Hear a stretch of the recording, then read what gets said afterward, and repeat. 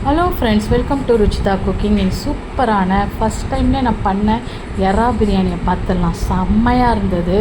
அதுக்கு ஆனியன் ரைத்தா ரொம்ப நல்லா இருந்தது. அந்த கிழங்கா மீன் ஃப்ரை, முட்டை வேக வச்சது. ஃபஸ்ட் டைம் இந்த எறா பிரியாணியும் அந்த கிழங்கா மீன் ஃப்ரையும் பண்ணேன். ரொம்பவே நல்லா வந்தது. வாங்க எப்படி பண்ணலான்னு பார்க்கலாம். ஒரு அரை கிலோ எறா தான் வாங்கினேன். வாங்கிட்டு அவங்களோட தலை, கால், உடம்பு, வால் எல்லாத்தையும் பிச்சு எடுத்துடலாம். கொஞ்சம் டைம் எடுக்கும் நம்மளுக்கு க்ளீன் பண்ணுறதுக்கு. அவங்க கடன்னு பண்ணிடுறாங்க. நம்ம க்ளீன் பண்ணுறதுக்கு கொஞ்சம் டைம் எடுக்குது. அந்த வயிற்றில் இருக்க குடலெல்லாம் பிச்சு எடுத்துடலாம். அதுதான் டைஜஸ்டிவ் சிஸ்டமு. அது நம்மளுக்கு தேவையில்லை.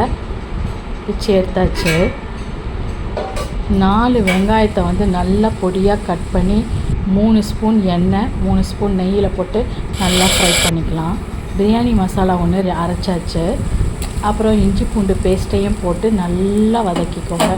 எந்த அளவுக்கு நீங்கள் வதக்குறீங்களோ அந்த அளவுக்கு உங்கள் பிரியாணி செம டேஸ்ட்டாக இருக்கும். கொஞ்சம் பொறுமையாக வதக்கணும். கொத்தமல்லி, புதினாவையும் போட்டு அவங்களையும் நல்லா வதக்கிடலாம். ஒரு 2 தக்காளியை போட்டு அவங்களையும் நல்லா எங்கே இருக்காங்கன்னே தெரியக்கூடாது அந்த அளவுக்கு வறுத்துட்டு அந்த பிரியாணி மசாலையும் போட்டு வறுத்துடலாம். இதுக்கப்புறம் ஒரு 80 கிராம் தயிர், 10 ரூபா பேக்கெட்டு தான், அதையும் ஊற்றிட்டு நல்லா பரட்டிட்டு நம்ம எறாவையும் போட்டு நல்லா 1/2 கிலோ எறா மாதிரியா தெரியுது, தலை தாங்க நிறையா இருந்தது. அதையும் நல்லா வறுத்துடலாம். அப்புறம் நான் பாசுமதி ரைஸ் தான் யூஸ் பண்ணுறேன். அதை ஊற வச்சிடலாம்.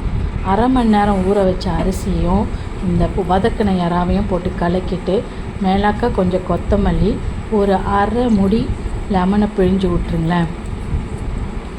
அதுக்கப்புறம் நல்லா கொதித்து வரும்போது பக்கத்தில் தோசைக்கல்லை வச்சுருக்கேன். அவங்கள தூக்கி அழகாக அப்படியே வச்சுட்டு 15 நிமிஷம் தம் கொடுத்துடலாம். இப்போது ஒரு ரைத்தா பார்த்துடலாம். கேரட்டு, குக்கும்பர், ஆனியனு, அப்புறம் 160 கிராம், அதாவது 2 10 ரூபா பேக்கெட்டு தயிர், உப்பு போட்டு கலக்குனிங்கன்னா குலுன்னு ஒரு ரைத்தா ரெடி ஆயிடுச்சு. செமையாக இருக்கும்.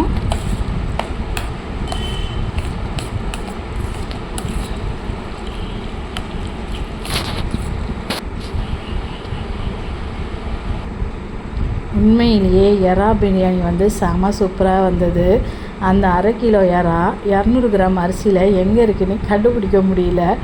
கறினா நமக்கு பெருசாக தெரியும். இந்த எறா குட்டி குட்டியாக அழகாக இருந்தது. டேஸ்ட்டும் அட்டகாசமாக இருந்தது. ட்ரை பண்ணி பார்த்து